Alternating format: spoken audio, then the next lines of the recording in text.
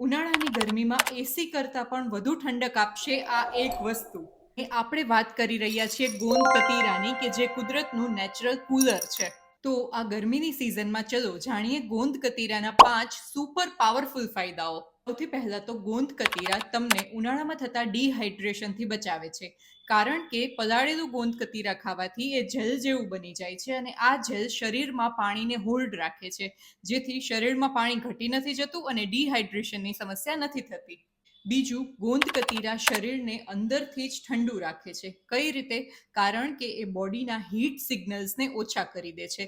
જેમાં કોઈને જો વધારે પડતો પરસેવો થતો હોય, બળતરા થતી હોય કે હીટ સ્ટ્રોક જેવી સમસ્યા હોય, તો એમાં પણ ગોંદ કતીરા ખૂબ ફાયદાકારક છે.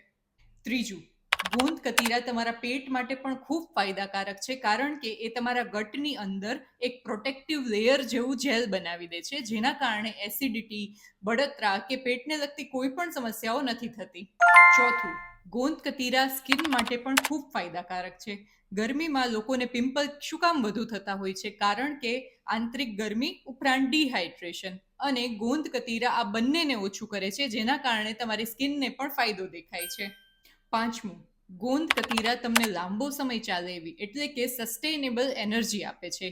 આથી જો ઘણા લોકોને થાક, ચક્કર આવવા એવી બેચેની જેવી સમસ્યાઓ થતી હોય તો આમાં પણ ગોંદ કતીરાથી ખૂબ રાહત મળે છે. પરંતુ ગોંદ કતીરાને ખાવાની સાચી રીત કઈ છે?